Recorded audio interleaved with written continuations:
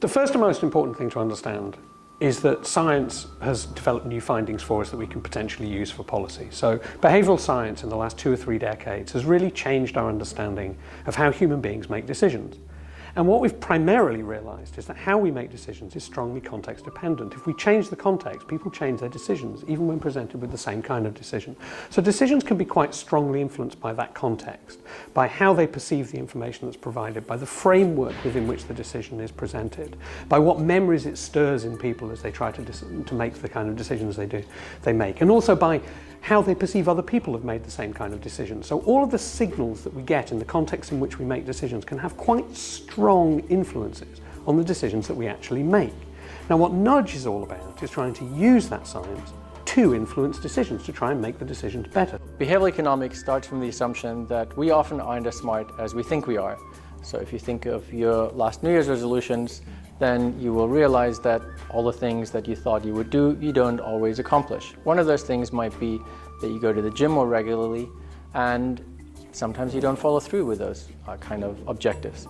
Now, using financial incentives is one way in which payers of healthcare try to help people accomplish their goals, and varying insurance premiums is a common approach that is used in the US, where you can get a discount if you go to the gym regularly, or, and that's some employers are also doing, or payers of healthcare, you might get a penalty if you don't go regularly to the gym. So helping people be healthier is one important rationale for why these programs, financial incentive programs, are pushed. Another one is that payers of healthcare think it will reduce cost, and there is some evidence that in some cases that happens, but it isn't a universal finding. So it's a plausible assumption, but not one that is guaranteed.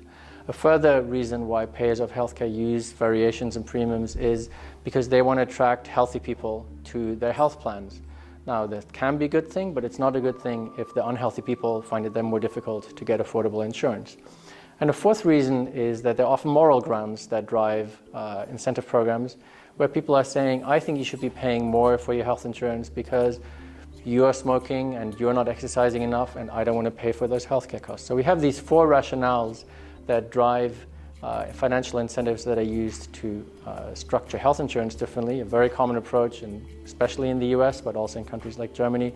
And we really need to look carefully at what is driving an incentive program, what is the effect in terms of improving health, and all those other rationales. You know, one of the interesting things that we see is that when we look at the league tables and we compare where Ireland stands when it comes to the obesity issue and alcoholism, we're not doing that great, right? So the question is, what can we do about this? And there are various initiatives on the table, like for instance, the minimal unit pricing.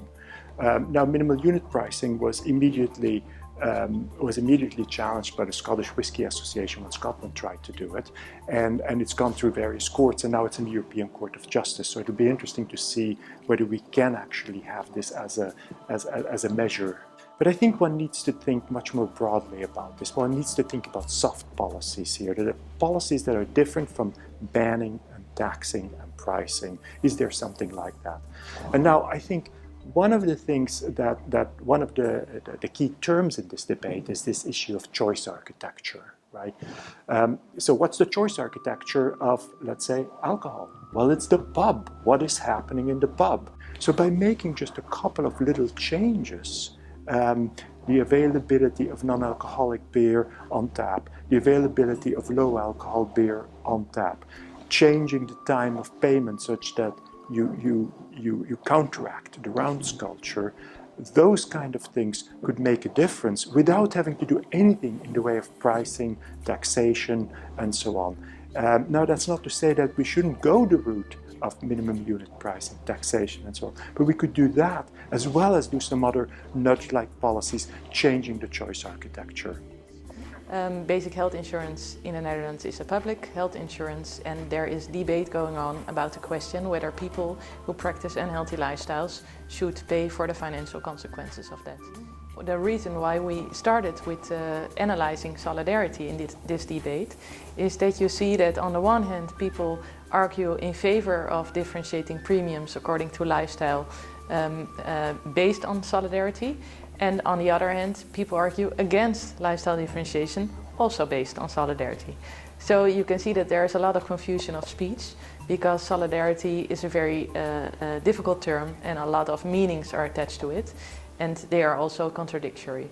It's often people who are arguing in favor against people who are arguing against lifestyle differentiation, and people think that this debate is only about convictions, or they think, if we go a little bit further, they think facts should also be included. But apart from facts, there are also some points where we really should make an ethical decision. And it's important to make that decision explicit. So we were set up in the Department of Health in the UK 2.5 years ago, and our aim is to test if these sometimes novel approaches can actually help keep people healthy and how they access health services.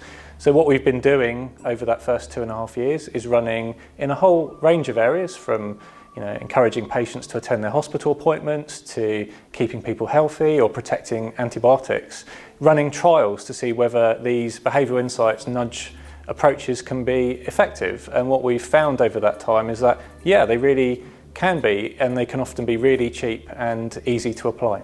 Academics have been researching these things for some time, so there's lots of good evidence that we can apply, but the context is really important. So I think the key is to review lots of that good evidence and then test things in real life, run a field experiment to see what actually influences people and how, and that's what we focus a lot of our efforts on doing.